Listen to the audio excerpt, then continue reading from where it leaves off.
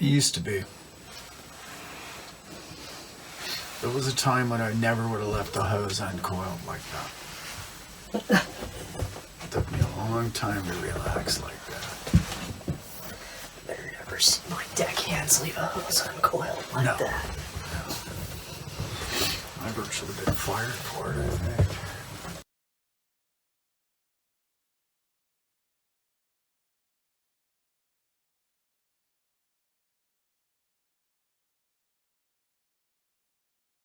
Hey, welcome back, crew. Alan and Brent here, back to bring you guys some big idea blockchain and crypto scoop ideas and conversations. And we're happy that you're here with us. How you doing, Dad? Doing great. Yeah. Excited about today's topics. Yeah, definitely. Kind of forward thinking. Going to be fun. And maybe something a little different than maybe you haven't heard on other channels. Yeah, let me get you into it, Dad. Today we're going to be talking about incentivizing and big ideas and kind of common ideas that we could approach it in our businesses and in our society. What's an example, Dad, off the top of head, what you think about, or like what comes to mind when you are thinking about our society? Well, on a corporate level, I see the future being, the incentives being less about the old way we used to do business and more about what's possible in the future. So, tokenization of companies and products is going to be where we're headed. And I see it being more specific client-based and less about corporate structure. And let me break that down just a little bit. Instead of having a boardroom and a president and CEO and many, many, many thousands of shareholders who are only concerned about whether or not the stock went up or down, which leads to a system that only wants the stock to only go up, right? That's what it's always, oh my God, the stock market went down. But you need it to fluctuate and you need it to go up and down to be a natural market. Today's market clearly isn't that. Every time it goes down a little bit too far, they stop trading and they say, well, let's interject more money and make it go up. Yeah. So back to the question, I see, or I have a vision, and I'm not alone, and the incentives will be more based upon end-line user. That's you and I. We like to say something that you buy all the time. Those people are going to be your clientele. For instance, a pizza company or a burger company or a soda company would be more direct to the end-line user. In other words, you form a blockchain and you tokenize it, and you tokenize the use of a soft drink, we'll say. And the old structure does something along these lines, like, okay, well, we have a corporate meeting, we talk about who's going to advertise, and here's our advertising budget, we're going to go Super Bowl or Monday Night Football or whatever we're going to do, and we're going to spend tens of millions of dollars on that one TV show. Well, now I see the future, not now, in the future, I see incentives being, okay, who buys Coca-Cola? I wasn't going to use a name. But who buys Coke? Well, the people who buy Coke should get the $10 million of the advertising budget.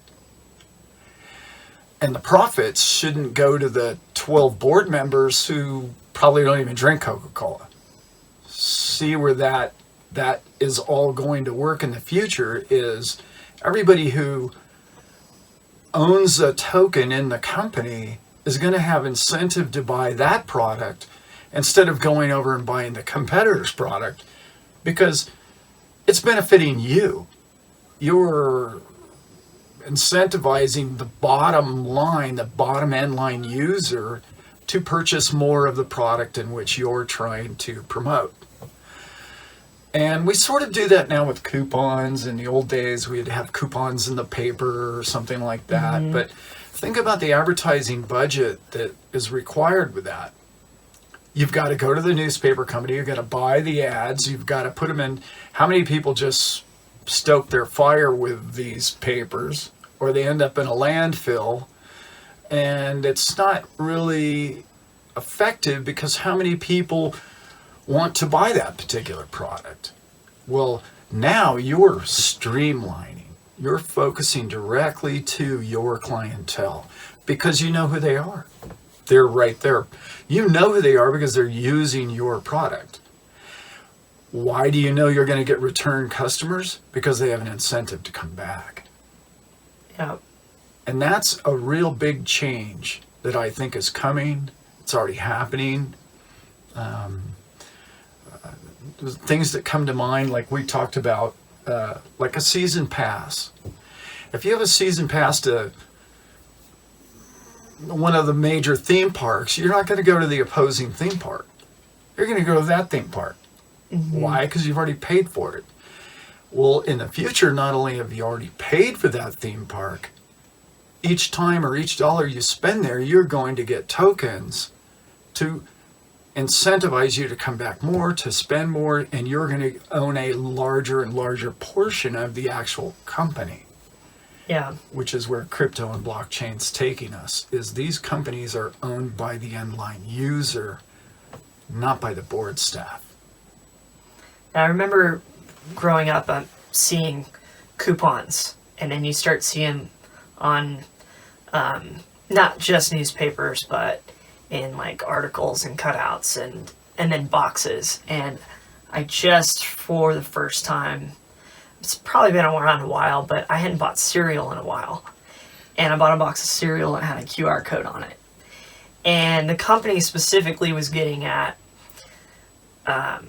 learn facts about the company, learn about what you're eating, and here are ways to donate, which is incredible.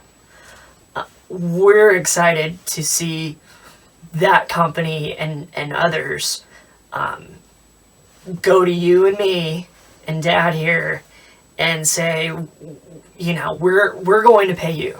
We want to give back to you specifically if you use or purchase our product. And thinking about that, that's a big cereal company, which I won't name, but thinking about it for, say, just the local business person, and the use of these QR codes that we're using to scan to transfer cryptocurrencies in and out of wallets, and us being able to scan and get onto websites and find each other. And just the usefulness of that on a local business sense. Getting people to say, hey, oh wow, this is a really easy way to find me. There's incentives on my website. There's incentives in our services that we can provide for you. Creating your own type of loyalty program. And what we're suggesting here today is doing it through tokenization. And that's exciting. Yes, it is. It's becoming more and more doable. And as we're seeing adoption expand in our society now, it's going to be a thing, and it already is a thing. And I'm excited to see it grow, Dad. I'm excited to see its usefulness, because I really do believe in tokenization. As you learn more about Bitcoin and we're really about blockchain and how it works, and we're excited to break that down for you guys, and we will. Tokenization is one of the big pillars. How you create a liquid amount, like a cash, like a user. Here's your tokens. You can use this to purchase a cheeseburger at our restaurant. You can use this to purchase a Coke. You can use this to purchase tickets. You can use this to purchase services. Yeah. That in its own sense is cash. It is. That- Yeah. Yeah. It's spending power. And it can be. Stop and think about your advertising budget going directly to the person that you want it to go to. Your budget gets cut 90%. There's no middleman because your clientele is the people that are ending up with the tokens. They're the people that use the product. Not only are you making your consumers and customers happy with your product, but you're paying them. Yeah. And we've talked about before too, like in the instance of a cereal company, you're going to be able to promote a small, like Brent's just talking about, a small local cereal company maybe that's could be an upstart that's only in your area. Well, what's the beauty of that? You know where it came from. You know what's in it. And that all that technology is so much easier to transmit through a blockchain and through its own token. You can look it up. You can find out where the product was grown, what it was made of, how long ago it was made, how long it's been in the box. All of that information is going to be useful to people that really care about the product. And it's going to build a loyalty. It's going to build incentives. And that's really huge. Yeah, and I hope strengthen the quality through exactly what Dad's talking about right now. It's strengthening the quality of productions and incentivizing good practices and good labor for creating good products. Let's move back into that. And efficient. Yeah, let's so much more efficient. Move back into that world, rather than okay, now I can download the blockchain and trace exactly where my cereal came from. Yeah. And I can grab this box of cereal and now I can do the same thing because that's a trend that's growing and they want to keep up with the times. So both these companies are doing it. Well, I can look that up and I can actually make real decisions. You can look on ingredients on the box and informed decision. Yeah, and there are laws to keep you, tight on what you have to disclose as far as ingredients go, but actually seeing it for yourself, like there's no lie, there's no fudging, it's been tracked to the source.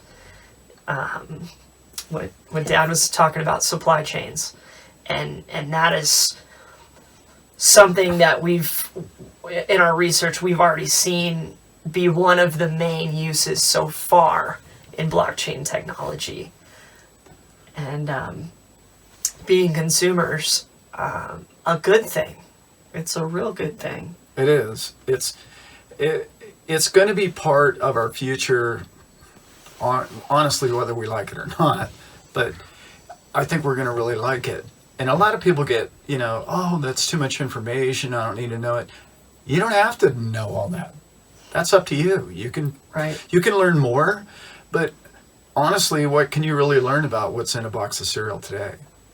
You have no idea where it was grown, how long it's been in the box, or any of that stuff. You know how long ago it's maybe put in the box, but you don't know how old the product is prior to that, or where it was even grown. Mm-hmm. So a lot of that's going to change. Another thing, too, about incentives that is going to be really fun is the pride in ownership. You're going to be all of us really like that concept. Some people just, I don't care who owns it, I don't care anything about it, I like the product, I just buy it. Well, until you have skin in the game.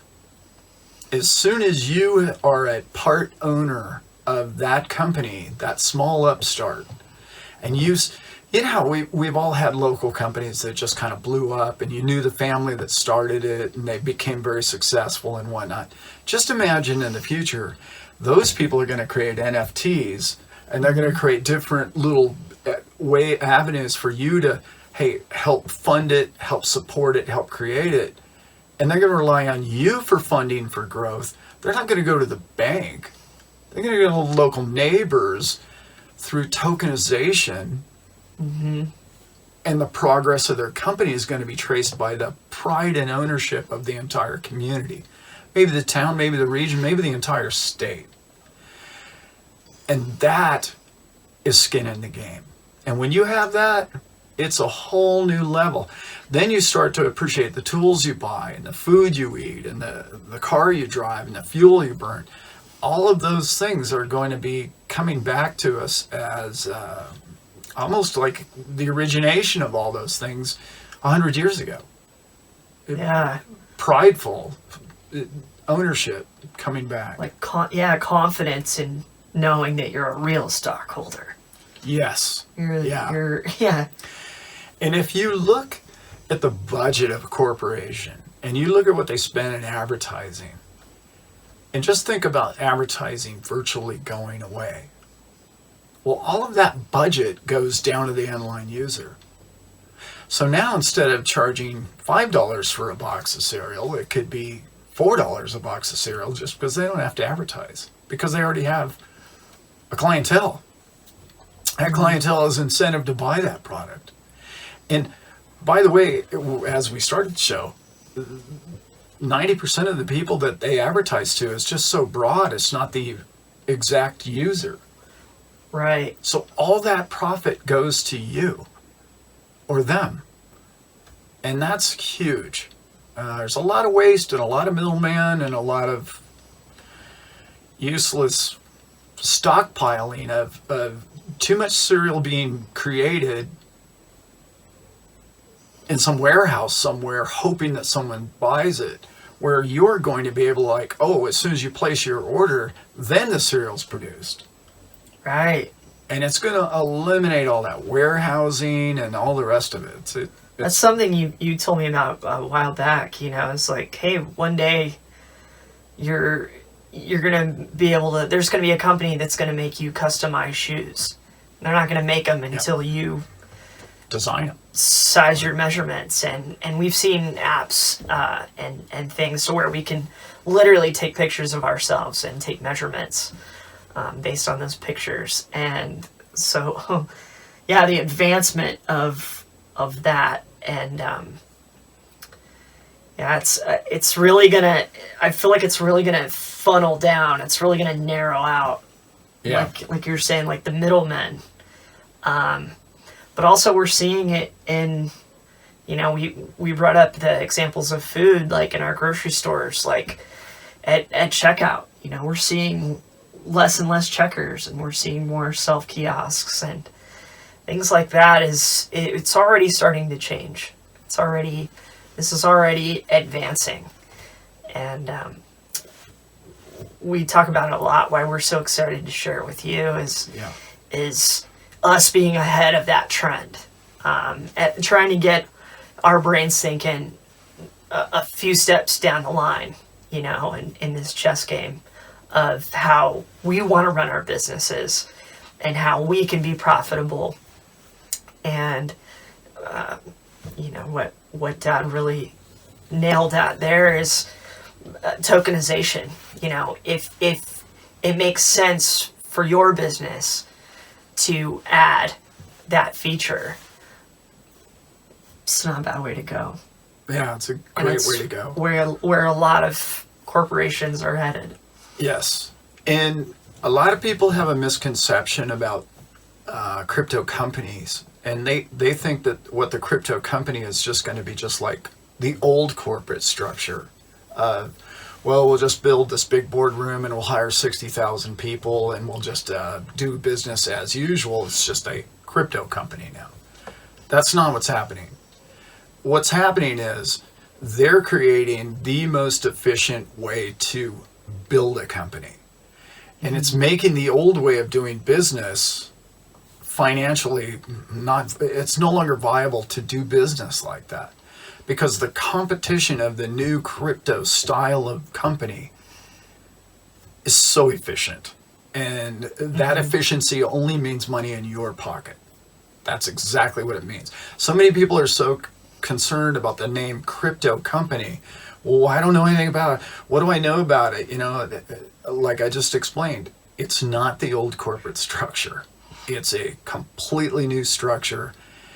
And it's designed by the little people, not corporate people, who are saying, well, I'm tired of the way we've done it for 50 years, 100 years. I want to do it this way.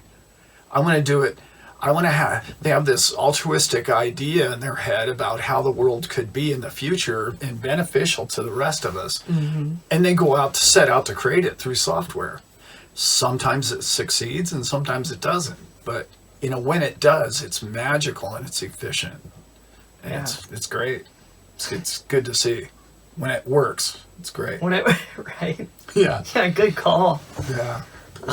There's a lot of them out there that don't, but if you get with the right ones. Yeah, I was just reading about a crypto company that they employed like 120 people, and I thought that was a lot. I was like, wow, they got a lot of people working there, and so that's a massive crypto company. It is certainly a trend, and efficiency. How do we trim the fat, in all things. And make things run more smoothly and more effectively for us, for all of us. Incentivized. That's it. We have incentives to be part of the future of business, transactions, and consumerism.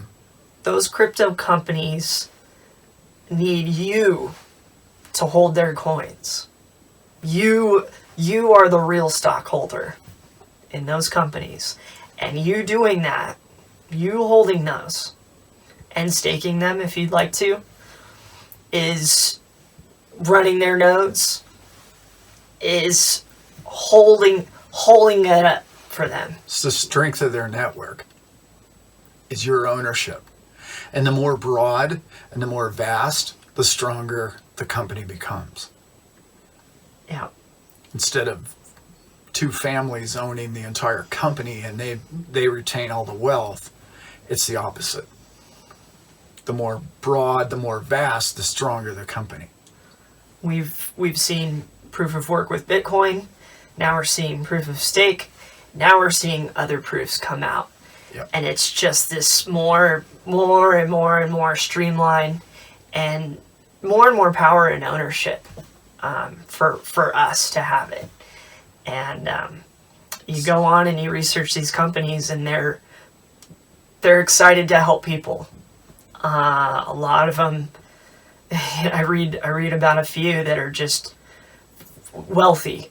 Wealthy people that are like, well, this is what I do. I'm in tech. I'm a coder. I'm doing this and that. I want to incentivize places in the world and people that normally wouldn't get that opportunity or chance. No. And so they love what they do.